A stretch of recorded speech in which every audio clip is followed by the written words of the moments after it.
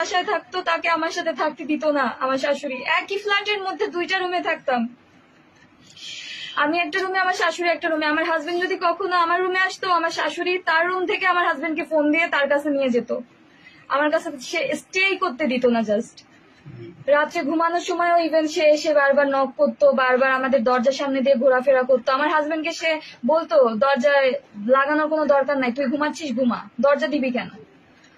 সে আমাদের ঘরের সামনে এসে আমরা কি কথা বলতেছি মাঝরাতে, দিনের বেলায় তো স্পেস পেতামই না, মাঝরাতেও সে আমাদের থাকতে দেয় নাই একসাথে। আমার হাজবেন্ড সময় পায় নাই, সে খুব ভালোবাসতো, খুব চাইতো আমার সাথে সংসার করতে, আমিও চাইতাম। আমি আমার শাশুড়ি মাকে বলছিলাম, আমার হাজবেন্ডকেও বলছিলাম যে 2টা বছর তো হলো, এবার অন্তত মুখ খুলো। ও মুখ খুললো না, ও বলে আমি আমার মায়ের উপর কিচ্ছু বলতে পারবো না, কিচ্ছু না। মাকে আমি কি বলবো, তুমি সহ্য করো, আর না হলে আমি কি করবো আমি জানি না। আমাকে সে শুধু বলতো যে তুমি একটু সহ্য করো, সহ্য করো। বাট প্রত্যেকটা সেকেন্ডে সহ্য করতে করতে 2.5 বছর পরে আমার ধৈর্য আর ছিল না। আমি বলছি ঠিক আছে, তুমি এবার যা সিদ্ধান্ত নিবা নাও, আমার কিছু বলার নাই। পরে আমি যখন দেখলো তার মায়ের অত্যাচারে আমি মরেই যাচ্ছি, তখন সে আর সেই অত্যাচার সহ্য করতে পারলো না। তার মায়ের উপর অভিমান, আমার উপর অভিমান থেকে আমাকে ওর মা প্রায় মারধর করতো, ও সেটা ঠেকাতো না।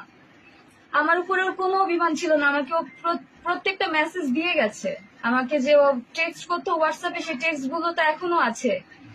সেই টেক্সটের মাধ্যমেও সবাই বুঝতে পারবে যে আমার প্রতি ওর কোনো রাগ ছিল না, কোনো অভিমান ছিল না। ও শুধু বলতো ওর মাকে কিছু বলতে পারবে না, ওর মাকে ও কিচ্ছু বলতে পারবে না। ওর মায়ের অভিমান, ওর মায়ের উপর থেকে, মানে ওর মায়ের উপরেও এত অভিমান ছিল, এত কষ্ট ছিল যে ওর মা ওকে বুঝলো না। ও বারবার বলতো যে আমার মা কি বুঝে না যে তার ছেলে কিসে সুখী হবে, ছেলের বউ যদি সুখী না থাকে তাহলে ছেলে কিভাবে সুখী থাকবে। তার মা নাকি বুঝতোই না। সে অনেক বোঝানোর ট্রাই করছে, বাট তার মা বুঝতো না। এক পর্যায়ে তার মা যখন আমাকে ডিভোর্সের জন্য, তার মা লোভী ছিল, সে বলতো যে যৌতুকের জন্য যে গহনা টাকা বাড়ি গাড়ি দিবে তার ছেলেকে, সেরকম মেয়ের সাথে সে তার ছেলেকে বিয়ে দিতে চায়। তো আমার হাজবেন্ড যেহেতু আমাকে প্রচুর ভালোবাসতো, সে আমাকে পছন্দ করে নিজে বিয়ে করছে, তো আমার হাজবেন্ড চাইতো না আমাকে ডিভোর্স দিতে। আর আমি তো নির্দোষ, আমি যদি দোষী হইতাম তাহলে তো আমার হাজবেন্ড আমাকে ঠিকই ডিভোর্স দিয়ে দিত, সে তো মারা যেত না। কারণ ডিভোর্স তো বর্তমানে অ্যাভেলেবেল, আর এটা খুব প্রচলিত যে বউয়ের সমস্যা, ঠিক আছে ডিভোর্স দিয়ে দিই। আর তার তো এটার ক্যাপাবিলিটি ছিলই, সে আমাকে ছাড়তে চায় নাই। কারণ সে আমাকে বারবার বলতো তোমার কোনো দোষ নাই, তোমার ছাইড়ে দিলে তো তোমার জীবনটা শেষ। তো না পাইরা ও নিজেই চলে গেল, আমাকে একবার বলেও গেল না, বলেও গেল না, বলেও গেল। তার মায়ের শখ ছিল তাকে প্লেনে চড়াবে, সে তার মাকে প্লেনে চড়াইছিল।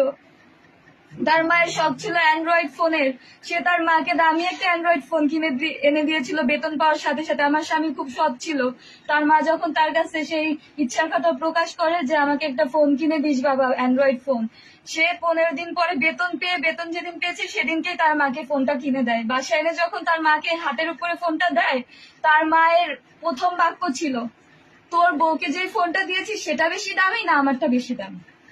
সেটা শুনে আমার হাজবেন্ডের হাত থেকে ফোনটাও পড়ে যায়, তার নিজের ফোন পড়ে যায়। পরে বলে যে মা স্লিপ করে পড়ে গেছে, কিছু মনে করো না। সেদিন রাতে আমার হাজবেন্ড আমাকে বলে যে দেখছো আমার মায়ের মানসিকতা কেমন, আমি তাকে খুশি হয়ে সে আমার কাছে চাইছে, তার ইচ্ছে পূরণ করলাম, সে আমাকে আবার আস্ক করে যে তোমার ফোনটা বেশি দামি না তার ফোনটা বেশি দামি। কেমন মানসিকতা, তোমাকে যে এত কষ্ট দিচ্ছে আমি তো কিছু করতে পারতেছি না, তুমি কিছু মনে করো না, তুমি একটু ধৈর্য ধরে থাইকা যাও। কিন্তু স্যাক্রিফাইস করতে করতে না আমার হাজবেন্ড ওইটাকে টেকেন ফর গ্রান্টেড নিয়ে নিয়েছিল। 2.5 বছরে সে মুখটাই খুললো না, সে মুখ না খুলেই সে চলে গেল। সে যদি একবারও তার মাকে মুখ ফুটে বলতো যে মা এটা অন্যায়, এটা ওর অধিকার, বা এটা আমরা হাজবেন্ড ওয়াইফ এটা আমাদের অধিকার, ও বলেনি।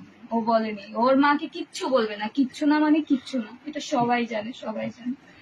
আমাকে